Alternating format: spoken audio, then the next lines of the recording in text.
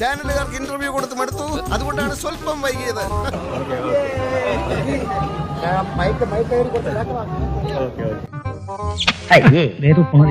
ഇങ്ങോട്ട് മാറി വൃത്തികേടാക്കിയത്. അടിപൊളി ഗെയിമായിരുന്നു, നിങ്ങളെല്ലാവരും കണ്ടതാണല്ലോ അല്ലേ.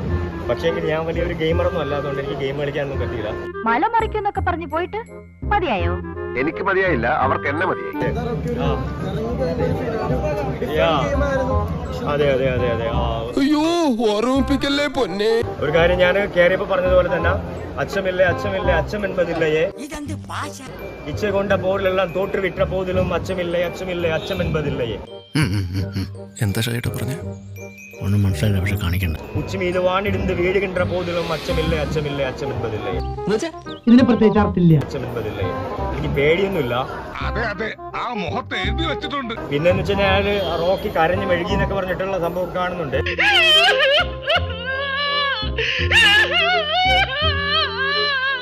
എന്നെ മനഃപൂർവ്വം കരിവാരിത്തേക്കാൻ കുറച്ച് ആൾക്കാർ ഇറങ്ങിയിരിക്കുകയാണ്.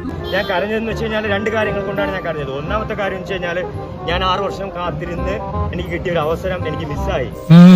അറിയാത്ത പിള്ളക്ക് ചൊറിയുമ്പോഴേ അറിയൂ, പറഞ്ഞാൽ അനുസരിക്കൂലല്ലോ, അനുഭവിക്കുക. രണ്ടാമത്തെ കാര്യം എന്ന് വെച്ച് കഴിഞ്ഞാൽ ഒരു ദിവസം ഞാൻ സിജോയെ എന്റെ ഒരു ഫ്രണ്ടായിട്ട് കണ്ടു. അങ്ങനെ ഒരാളിനെ പുറത്ത് കൈ വെക്കേണ്ടി വന്നതിലുള്ള വിഷമം കൊണ്ടും അനുഭവം എത്രാമത്തെ പ്രാവശ്യം പറ്റിയാലും നീ നിയന്ത്രിക്കണം. അതുമല്ല, അയാൾക്കും വീട്ടില് അമ്മയുണ്ട്, അച്ഛനുണ്ട്, കൂട്ടുകാരുണ്ട്, അയാളെ സ്നേഹിക്കുന്ന ഒരുപാട് ആൾക്കാരുണ്ട്. വെറുതെ കിടന്ന് ഉരുളാദാശനെ അവരെ ഓർത്തിട്ടുമാണ് റോക്കി കരഞ്ഞത്, അല്ലാതെ റോക്കി പേടിച്ചിട്ട് കരഞ്ഞതല്ല. അല്ലെങ്കിൽ പിള്ളേച്ചൻ നുണ പറയുന്നതായിരിക്കും. ആത്മപ്രശംസ എനിക്ക് തീരെ ഇഷ്ടമല്ല, എങ്കിലും ഒരു സത്യം കൂടെ ഞാൻ പറയാം.